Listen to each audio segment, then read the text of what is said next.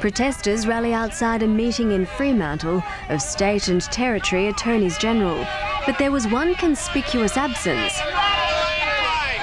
Federal Attorney General Philip Ruddock refused to attend a briefing on Australian detainee David Hicks. Hicks's military lawyer was given a different reception.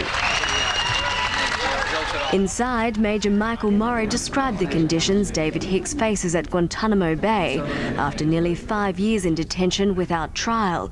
With little prospect of release anytime soon, his lawyer says Hicks has sunk into depression, having been held in solitary confinement since March. He sits in a cement room for 22.5 to 23 hours a day.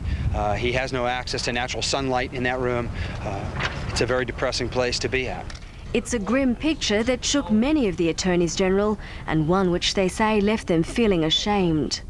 And you feel especially shocked because you know that at any time the government of Australia could simply ask for Hicks to be brought back.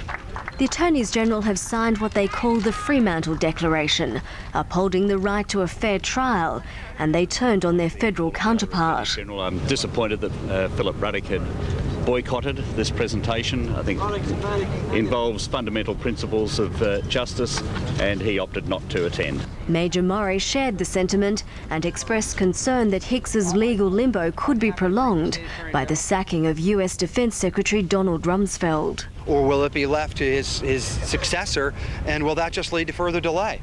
The Prime Minister says he won't support Hicks's repatriation until his face trial in the US, but Mr Howard does want the process sped up. We have constantly pushed the Americans, and I'll do so again, to give him a speedy trial.